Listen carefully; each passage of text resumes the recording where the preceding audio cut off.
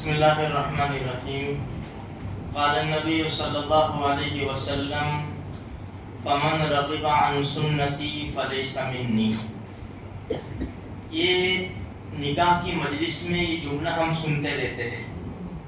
یہ ایک بڑی حدیث کا آخری جملہ ہے جس کا ترجمہ ہے کہ جس نے میرے طریقے سے میری سنت سے منہ موڑا وہ میری جماعت میں سے نہیں ہے.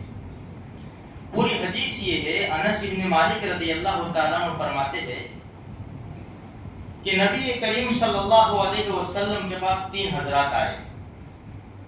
حضرت علی بن ابی طالب رضی اللہ تعالیٰ عنہ، حضرت عمرو بن عاص رضی اللہ تعالیٰ عنہ اور حضرت عثمان بن مظعون رضی اللہ تعالیٰ عنہ.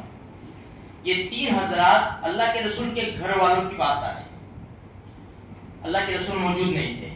ہمارے نبی سے ہمارے نبی کی عبادت کا حال معلوم کیا. اللہ کے رسول کی نماز، اللہ کے رسول کے روزے، اللہ کے رسول کی تہجد وغیرہ جو کچھ بھی. تو انہوں نے سنا تو یوں کہا کہ یہ تو اللہ کے رسول ہے، بخشے بخشائے ہے، تو جب ہمیں تو ان سے زیادہ عبادت کرنی چاہیے. ایک نے ایسا کہا، تینوں میں سے ایک نے، میں نماز ہی پڑھتا رہوں گا، بہت نمازیں پڑھوں گا.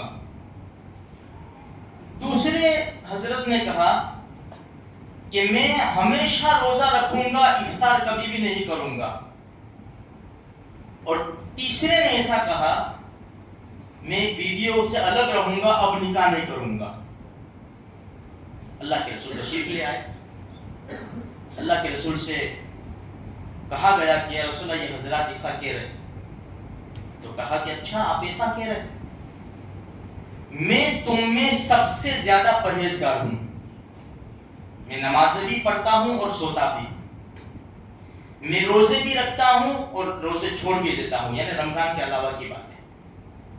میں بیویوں سے نکاح بھی کرتا ہوں.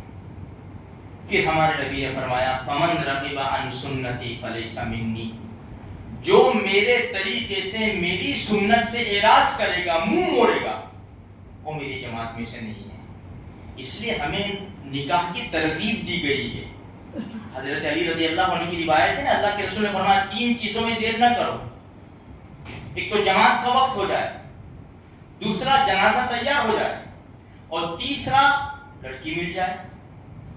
لیکن آج کل دیر اس لیے کی جاتی ہے کہ میں کروں گا تو اس سے ہی کروں گا، باقی نہیں کروں گا میں.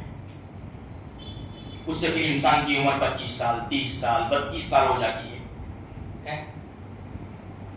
کیا میں نہیں کروں گا؟